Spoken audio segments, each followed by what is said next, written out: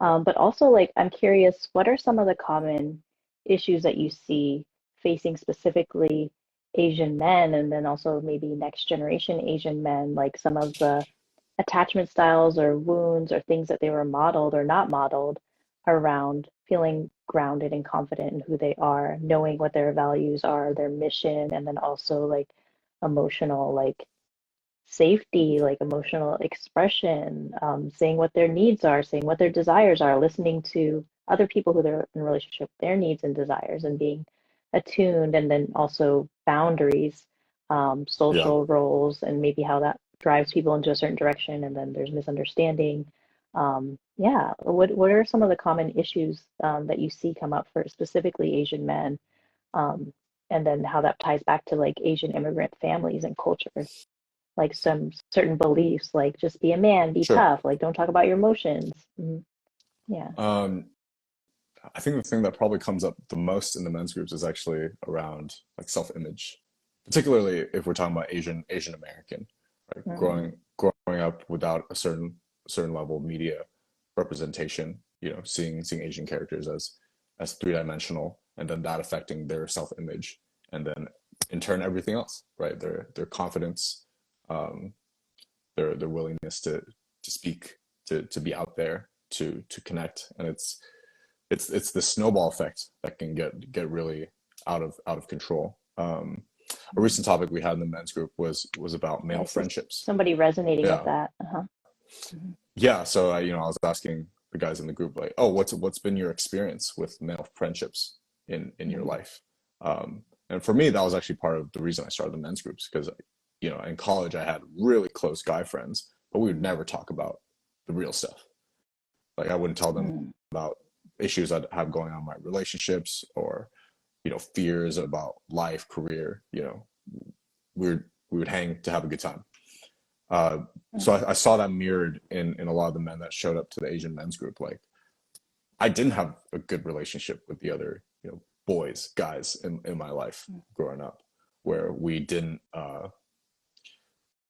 we wouldn't really connect on that deeper level. Um, and in terms of balance, like I think that men and women can be different in this way, where I agree that sometimes men are better connecting when we're doing things together, we're experiencing something together, or even in a competitive nature. So I'm not arguing that at all. To me, it's like I almost see it like as an 80-20 mm, thing, right? It's like 80% of the time it's cool. You know, let's just go play flag football or something. Let's go shoot hoops. Let's just spend time with each other doing something. But mm, I also want to acknowledge that having some place somewhere to talk about the worst things happening in your life, the worst things happening in your mind as a man, uh, is important. It doesn't need to be a majority of the time, but I think every man like needs that.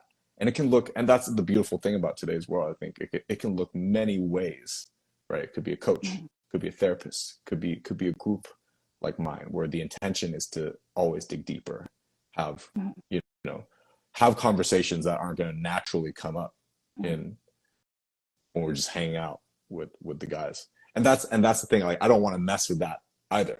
mm, I'm not saying we need to completely like reverse how like men socialize and have it so men gotta be vulnerable and be talking about their feelings all the time. I'm not saying that, but I'm saying like there needs to be places that we can almost like retreat to have mm, those conversations. So mm, that's part of my work.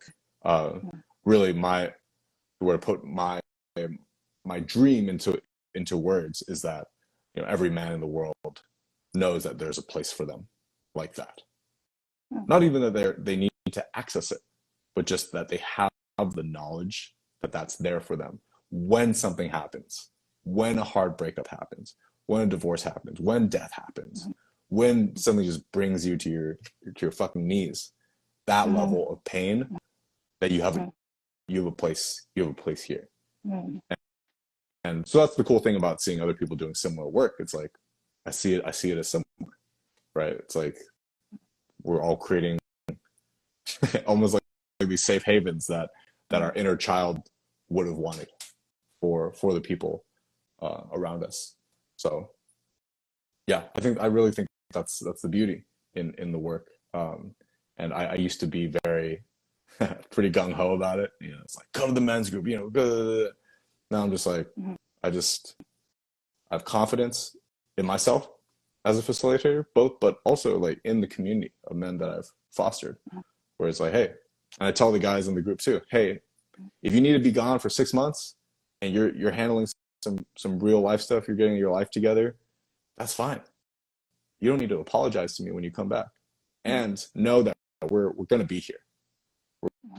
We're gonna.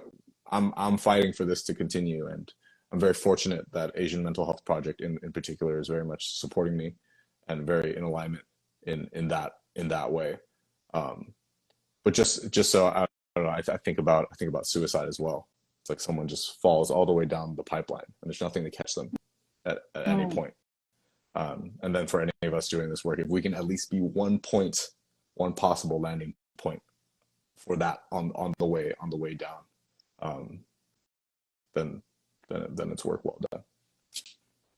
No, I think that's a really great point because I do have people that I serve whose partners are to that point or like friends where they have suicidal ideation. And suicidal ideation is a very normal human experience, especially when that root chakra and then all the other energy centers are not flowing, when we don't feel safe, when we don't feel belonging. And then it starts to go up to the mental place, the mind, where the mind starts to reinforce whatever the body is feeling and Sure. like saying you're not worthy, you're a horrible piece of shit, you're not doing, whatever it is. Yep. um so I do want to be mindful of time and energy. If you want to like do an energy time check, also invite other people if you want to put in the chat. I forget if there's a question box, if you can do it anonymously, of any questions that you have. You can also DM me. I can check my DMs right now if you have any specific questions for lowhi and I on how to support Asian men with their mental health, and also like in if you're in relationship, whether a family or intimate partner with an Asian man, from your perspective as an Asian woman, and or LGBTQ person, or you're just an Asian man or somebody who's in relationship. So Yep. yeah, Lohai, Yeah. how are you feeling in terms of time and energy? Yeah, let me Good. know. Um, very very fruitful conversation. Yeah, I just find that every time I have an opportunity to speak, it's like it sharpens. It gets you know it reinforces my belief in what I'm saying. Yeah. And so for anybody listening Mm. that might be interested in either the Asian men's group or the men of all backgrounds group that I run, the easiest way is just DM me the word healing, and then I'll start our conversation. I'll be curious about you and ask you questions about, if it's you or who in your life that this kind of work can support, and try to figure out if it's a good match, if I can, in my capacity or the communities that I am a part of, can be of service to you. So yeah, thank you, Yeah, Precious. wonderful. Appreciate that. Yay! Yes, thank you.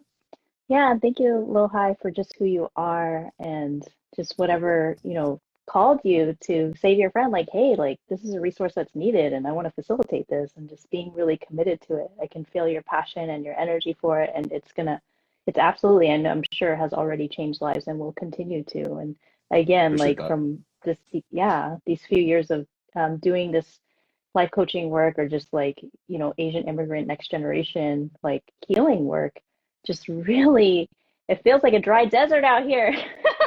Oh, it's funny because I'm so in it that it's funny Yeah. when people are like, "Oh my God, I didn't even know you're doing that." So like, we're here. Yeah. So, grateful that you're here. No, Also, like, continue to plug other resources that you know.